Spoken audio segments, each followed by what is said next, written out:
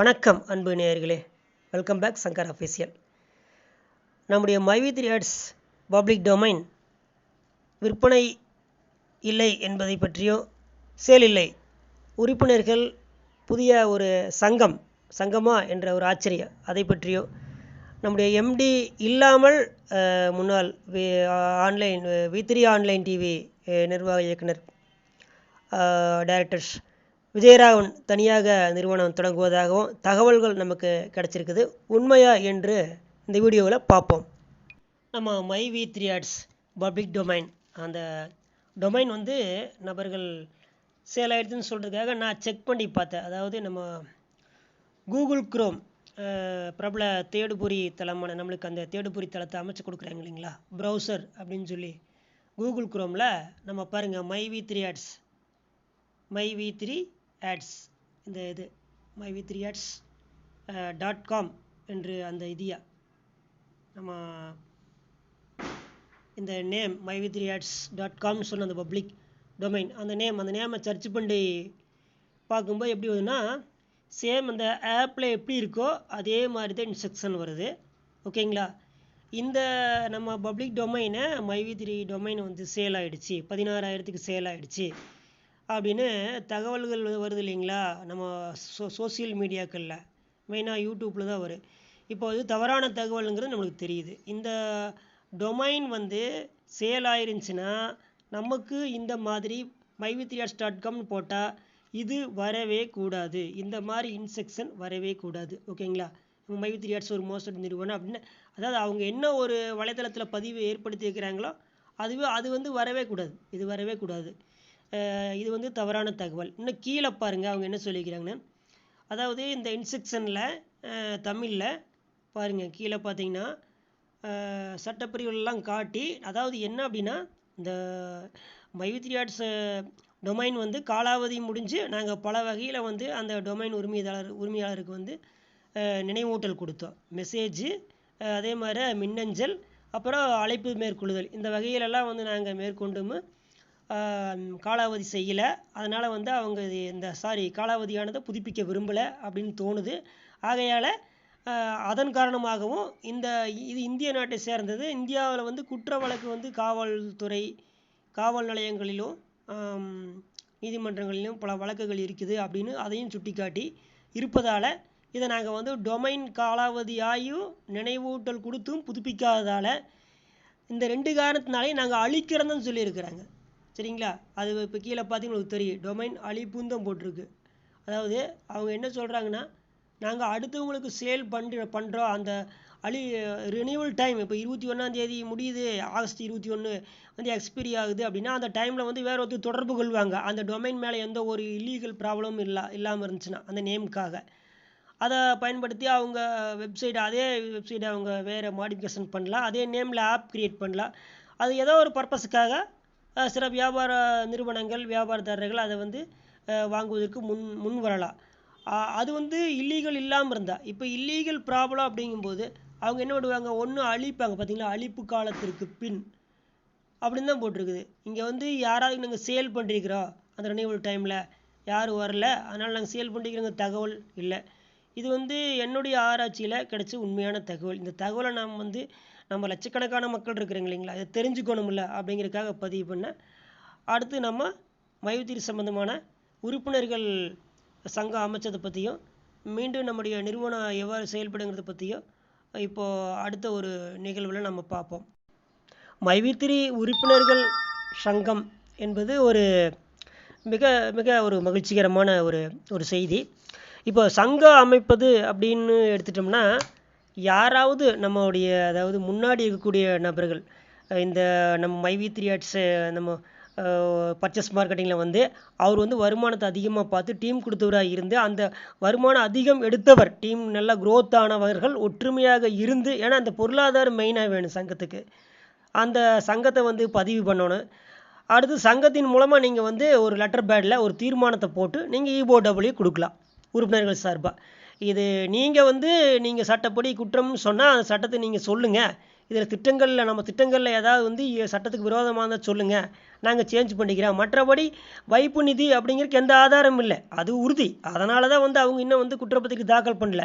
அதாவது நமது மைவித்ரி ஆர்ட்ஸ் நிறுவனம் ஒரு முதலீட்டு நிறுவனம் அப்படிங்கிறத இஓடபிள்யூ நிரூபிக்கணும். அல்லது அந்த புகார் கொடுத்த 5 பேர்லேருந்து இப்போ 161 பேர் வரைக்கும் இருக்குது. அவங்ககிட்ட எந்த ஆதாரமே இல்லை. இஓடபிள்யூ வந்து மனு கொடுக்கும்போது நீங்கள் வைப்பு முதலீடு செய்ததற்கான ஆதாரத்தை கொடுங்கிறாங்க. அவங்க எந்த ஆதாரத்தை கொடுப்பாங்க? டெபாசிட் சர்டிஃபிகேட் இருக்கா? This is to Thiru dash son of dash என்ன டெபாசிட்டட் ருபீஸ் இவ்வளவு, அல்லது டூரிங் எஸ் இந்த தேதி மாத வருஷம் டு இந்த தேதி மாத வருஷம் இன்ட்ரெஸ்டட் எவ்வளோ பர்சன்டேஜ் என்ன பீரியட் டு எக்ஸ்பிரி டேட் அப்படின்னு போட்டு அந்த மாதிரி ஏதாவது போட்டிருந்தாங்கன்னா அது டெபாசிட். அதுக்கு வந்து ரிசர்வ் பேங்க்கு செபி அப்ரூவ்டு வேணும், அது தெரியும். அதனால தான் எம்டி அதை செய்யலை. இது ஒன்லி பர்ச்சேஸ் மார்க்கெட்டிங் சர்வீஸ். என்ன அப்படின்னா நம்முடைய எம்டி அவர்கள் வந்து நம்முடைய திட்ட அறிக்கையை தயாரித்து இஓடபிள்யூ கிட்ட வந்து அனுமதி வாங்காமல் விட்டார். அதனால தான் இப்போ பெரிய பிரச்சனை. இப்போ வழக்கு பதிஞ்ச இஓடபிள்யூ வந்து குற்ற முகாந்திரம் இல்லாமல் அந்த அதாவது வைப்பு நிதி அப்படிங்கிறத எப்படி அவங்க சொல்ல முடியும்? இது எந்த ஆதாரமே கிடையாது. புகார் கொடுத்தவங்களும் ஆதாரம் கொடுக்க முடியாது.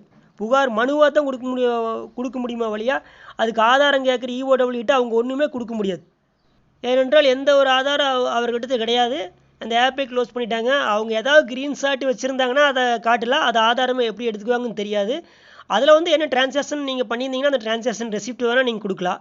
உங்கள் பேங்க்லேருந்து நீங்கள் அந்த மைவித்ரி ஆர்ட்ஸினுடைய அது எந்த ஒரு லொக்கேஷனில் வருதோ 48 அக்கௌண்ட்ஸ் இருந்துச்சு அந்த மார்க்கெட்டிங் நேமில் நீங்கள் டிரான்சாக்ஷன் பண்ணிக்கிறீங்க. ஸோ அது உங்களுடைய உரிமை. நீங்கள் அது ஒரு வியாபார பர்பஸுக்காக பயன்படுத்திக்கிறீங்க. அதை எப்படி டெபாசிட்டாக எடுத்துக்க முடியும்?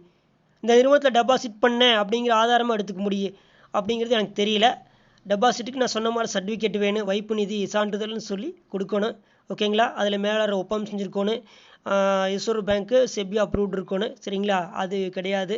இவங்க அதை வச்சு தான் வந்து இப்போ இன்னும் வந்து அந்த ஆதார வைப்பு நிதிக்கான ஆதாரம் இல்லாததால தான் வந்து குற்றப்பத்திரிக்கையை வந்து விசாரணை இப்போ தாக்கல் செய்ய முடியாமல் இப்போது காலதாமதப்படுத்துகிறாங்கிறத என்னுடைய ஒரு ஆய்வு கருத்து. நம்ம சங்கம் வந்து எந்த அளவுக்கு அவங்க எப்படி க்ரோத் ஆகுறாங்கிறது நம்மளுக்கு தெரியாது. இப்போ தனிப்பட்ட முறையில் நானே வந்து என்னுடைய கருத்து என்ன சொல்கிறேன்னா, மைவித்ரி ஆர்ட்ஸில் உறுப்பினராக இருந்தேன்னா நான் ஒரு பெரிய அளவில் நான் பொருளாதார ஈட்டலை. இப்போ முழுவதும் கடனாக தான் இருக்கிறேன். நான் வந்து ஒரு ஆதரவு தெரிவிக்க முடியும், கூட்டத்துக்கு கூட வர முடியாது. காரணம் என்னென்னா என்னுடைய சூழ்நிலை அப்படி. நான் ஒரு தனி மனிதனாக என்னுடைய தாயாரை வந்து பார்க்க வேண்டி இருப்பதால் வெளியெங்கேயும் வெளியில் அதிகம் சென்று நிகழ்ச்சியில் கலந்து கொள்ள முடியாது. அதே மாதிரி பொருளாதார பலமும் இல்லை.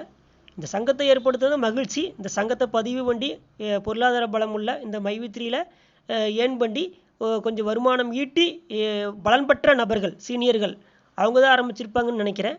எனக்கு தகவல் சொன்னது முகுதானுஸ் கேபி யூடியூப் சேனல் அந்த அண்ணா, கார்த்திகேயன் அப்படின்னு 2 யூடியூப் சேனல் அந்த அண்ணா வச்சுருப்பார். எனக்கு டெலிகிராமில் கூட எனக்கு அந்த கால் பண்ணார். பட் நான் கால் அட்டன் பண்ண முடியாது, பல வேலையில் இருந்தனால அட்டன் பண்ணல. ஆனால் அவர் வந்து என்னுடைய வாட்ஸ்அப்புக்கு இந்த இமேஜ் எல்லாம் அனுப்பிச்சிருந்தார். சங்கம் ஓப்பன் பண்ணது, இந்த கூட்டம் நடந்தது இதெல்லாம் அனுப்பிச்சிருந்தார். அதனால் அவர் முயற்சி எடுத்திருந்தாருன்னா அவருக்கு சார்ந்த அனைத்துக்கும் நம்ம வாழ்த்துக்கள் தான் சொல்ல முடியும். ஒரு மகிழ்ச்சி தான். சங்கம் வந்து எப்படி அவங்க பதிவு பண்ணி எப்படி வந்து இஓடபிள்யூ கொண்டு போகிறாங்கிறது பார்ப்போம். இப்போ என்னுடைய கருத்து இந்த ஒரு நம்ம சேனலில் நான் பதிவு பண்ணேன். என்னென்னா நமக்கு வந்து அந்த சங்கத்தின் மூலமாக அந்த லெட்டர் பேடில் நம்ம வந்து மைவித்ரி ஆர்ட்ஸ் மூலமாக பலம் தான் அடைஞ்சோம், எந்த ஒரு நஷ்டம் கிடையாது, அதனால் இந்த நிறுவனம் வேணும், சட்டத்துக்கு விரோதமாக எங்கள் திட்டத்தில் எந்த இடத்துக்கு இருந்தாலும் சொல்லுங்கள், நாங்கள் திருத்தம் செஞ்சுக்கிறோம் அப்படின்னு நாம் இஓடபிள்யூட்ட கேட்கலாம். அவங்க என்ன சொல்கிறாங்கன்னு அவங்க என்ன பதில் தராங்கிறத பார்த்து அடுத்து வந்து என்னுடைய கருத்து இன்னொன்று இருக்குது பதிவு பண்ணுறேன். அதாவது என்னென்னா இஓடபிள்யூக்கும் கொடுப்போம், அவங்க கருத்து என்ன சொல்கிறாங்கன்னு பார்ப்போம். அடுத்து வந்து நம்ம உரிமையை கேட்கலாம். நம்ம நாடு ஜனநாயக நாடுங்கிறதுனால இந்த மாதிரி உரிமையை கேட்கலாம் விசாரணை அமைப்புக்கிட்ட. சரிங்களா? அது சொல்கிறேன். அதே மாதிரி நம்ம விசாரணை நீதிமன்றத்துலேயும் வந்து நம்ம சங்கத்தின் மூலமாக லெட்டர் பேட் மூலமாக நம்ம கையொப்பம் வாங்கி எத்தனை ஆயிரக்கணக்கான பேர் இருந்தாலும் சரி ஒருவர் தான் வந்து சப்மிட் பண்ண கொண்டு போய் நேரலை கொடுக்கணும். கூட்டமும் சேர்த்தக்கூடாது. எங்கே நம்ம மனு கொடுத்தாலும் ஒருவர் தான் போய் அவங்க சார்பாக கையொப்பமான வாங்கிக்கலாம். எவ்வளோ எடுத்து வேணாட்டாலும் கீழே அந்த லெட்டர் பேடில் அவங்க எழுதி தகவல் தெரிவித்து சுட்டி காட்டி அதை வந்து விசாரணை அமைப்புக்கிட்டையும் கொடுக்கணும். விசாரணை நீதிபதிக்கும் வந்து முடிஞ்சால் நேரில் ஆஜராகி கொடுக்கணும். கூட்டம் கூடக்கூடாது. ஒரே ஒருத்தர், தலைவரோ செயலாளரோ பொருளாளரோ ஒருத்தர் மட்டும்தான் வந்து அங்கே ஆஜராகணும். அல்லது அந்த டாக்குமெண்ட்ஸை குரியர் மூலமாக நீதிபதிக்கு ரிஜிஸ்டர் தபால் அனுப்பலாம். விசாரணை அதிகாரிக்கு ரிஜிஸ்டர் தபால் அனுப்பலாம். எனக்கு தெரிஞ்சது சொல்கிறேன். ஏன்னா அப்போ உங்களுக்கு அக்னாலஜ்மெண்ட் பெற்றுக்கொண்டேன்னு அதை வச்சு நம்ம என்ன ஆச்சுன்னு கேள்வி கேட்கலாம். இதெல்லாம் எனக்கு தெரிஞ்ச வழிகள். மற்றபடி நீதிமன்றத்தில் இருக்கிற வழக்கு அது நம்ம சொல்ல முடியாது. அவங்க நீதிமன்ற விசாரித்து சொல்லும் போது தான் நமக்கு தீர்ப்பு என்னங்கிறது அப்புறம் அதுக்கப்புறம் நம்ம எம்டிஐயா என்ன சொல்கிறாரோ செக்ஷன், அதுக்கப்புறம் நீங்கள் சங்கம் ஆரம்பிச்சிருந்தால் அதை பதிவு செஞ்சு நீங்கள் முடிஞ்சால் எம்டியை பார்க்க வாய்ப்பு இருந்தால் அந்த சங்க ஒருங்கிணைப்பாளர்கள் எம்டியை பார்க்கணும். ஆனால் எம்டி இப்போ எங்கே இருக்கிறாருன்னு நமக்கு தெரியாது. அவர் வீட்டுக்கு போனவரும் பார்க்க முடியலன்னு ஒரு யூடியூப் அண்ணா சொல்லியிருந்தார் யூடியூப்பில். இப்போது நம்ம அந்தளவுக்கு இல்லைன்னா நாம் அதில் இறங்கி பண்ணலாம். ஆனால் இப்போ எங்கேயும் நான் வெளியே போக முடியாத சுச்சுவேஷனில் இருக்கிறேன். அதனால் எல்லாமே லோன் பேங்க் லோனு அது சரியான நேரத்துக்கு கட்டணும், இல்லைன்னா ஸ்கோர் இதாகி பேங்க்குள்ளேயே போக முடியாத அளவுக்கு போயிடும் பல காரணங்கள். இதை ஒருங்கிணைச்ச அந்த அண்ணா முகுதானுஸ் கார்த்திகேயன் அந்த யூடியூப் அண்ணா அல்லது வேறு யாரோ நமக்கு தெரியாது. எனக்கு தகவல் தெரிவிச்சது அவர் தான். அவங்க என்ன பண்ணுவாங்கன்னு பார்ப்போம். அதே மாதிரி என்னுடைய கருத்தை மட்டும் இந்த வீடியோவில் நான் பதிவு பண்ணேன். மற்றபடி இந்த சங்கத்தின் மூலமாக மீட்டெடுக்க நம்ம வாழ்த்துக்களையோ ஆதரவையோ தொடர்ந்து நானும் தெரிவிப்பேன். நீங்கள் விருப்பப்படுறவங்க தெரிவிங்க. அதே மாதிரி இந்த சங்கத்து உறுப்பினர்கள் ஆரம்பித்தவங்க ஒருங்கிணைப்பு அனைவரும் முடிஞ்சளவுக்கு எம்டியை போய் பார்த்து சீனியர் நம்பர் மூலமாக என்னன்னு தெரிவிக்கணும். இதுதான் என்னுடைய கருத்தாக இருக்குது. அடுத்து எம்டி இல்லாமல் நம்முடைய முன்னாள் V3 ஆன்லைன் டைரக்டர்ஸ் நம்ம விஜயராகவன் சார் மட்டும் நிறுவனத்தை புதிதாக ஆரம்பிப்பதாக தகவல்கள் எனக்கு அரசல் பரசலாக என்னுடைய காதுக்கு கிடச்சிது. அது எந்த அளவுக்கு உண்மைங்கிறது தெரியாது. ஏன்னா அவர் ஹெர்பல்ஸ் விராய் ஹெர்பல்ஸ்னு சொல்லி விஜயராகவன் சார் திருநெல்வேலி மாவட்டத்தை சேர்ந்தவர். விராய் ஹெர்பல்ஸ்னு சொல்லி அவர் அந்த ஆயுர்வேதிக் பொருள்களை விற்பனை செஞ்சுட்டு இருந்தார். தரமான பொருளாக தான் இருந்துச்சு. யூடியூப் சேனல்ஸ் ஆரம்பித்து அதை விற்பனை செஞ்சவங்களுக்கு அந்த பர்ச்சேஸ் பார்ட்னர் அப்படிங்கிற லைனில் நிறையா ப்ரொமோஷனும் கொடுத்துருந்தாரு யூடியூப் சேனல்ஸ். அந்த சேனல்ஸ் மூலமாக ஆன்லைன் டிவி V3 ஆன்லைன் டிவிங்கிற மூலமாக. அதனால் அது முன்னாடி இருந்த உறுப்பினர்களுக்கு தெரியும். இப்போ அவர் தனியாக ஏதோ நிறுவனம் ஆரம்பிக்கிற மாதிரி தகவல்கள் எனக்கு காதுக்கு கிடச்சிருந்தாலும் அது எப்படி எந்த நிறுவனம் அதை பற்றி இன்னும் உறுதியாக தெரியல. ஆனால் இருந்தாலும் எம்டியினுடைய அனுபவம் ஆற்றல் அந்த ஒரு நல்ல ஒரு பேச்சு திறமை இருவரும் சேர்ந்து தான் இந்த அளவுக்கு My-V3 ஆட்ஸ்ன்னு சொல்லி ஆரம்பித்தது எம்டி தான். அதுக்கு டீம் கொடுத்தவர் தான் விஜயராகவன் சார். ஸோ அவர் தனியாக ஆரம்பிக்கிறாருங்கிறத பற்றி தெரியல. அந்த அவர் மேலே டாக்டர் பட்ட அந்த வழக்கு ஆணையில் இருந்ததுனால தான் அவர் நிரூபிச்சுட்டு வரட்டுன்னு எம்டி சொன்னார். ஸோ அது எந்த அளவுக்கு உண்மைங்கிறது பொறுத்து பார்ப்போம். தகவல் கிடைச்சாலும் தனியாக ஒரு வீடியோ போடுறேன். ஓகேங்களா? இன்றைய வீடியோ இதோடு முடிச்சுக்கலாங்க. அடுத்து நம்முடைய அந்த வீடியோ பிடிச்சிருந்துச்சுன்னா நீங்கள் லைக் பண்ணலாம். நம்ம சேனல்ஸை சப்ஸ்கிரைப் பண்ணாத நிறைய நபர்கள் இருக்கிறாங்க. 183% மேலே இருக்கிறாங்க. அவங்க சப்ஸ்கிரைப் உங்களுக்கு இந்த சேனல்ஸ் பிடிச்சிருந்துச்சுன்னா, அதாவது ஏதாவது ஒரு வகையில் உதவிகரமாக இருக்குது. ஆன்லைன் வியாபாரம் நம்மளது எல்லாமே அரசியல் ஆன்மீக கலந்து இன்னும் அதிகமாக போடலை. ஆனால் காலப்போக்கில் உங்களுக்கு பயனுள்ளதாக இருந்தால் கண்டிப்பாக நம்முடைய சேனலை நீங்கள் சப்ஸ்கிரைப் செய்து ஆதரவு தரலாம் என்று கூறி விடைபெறுகின்றேன். நன்றி. வாழ்க வளமுடன்.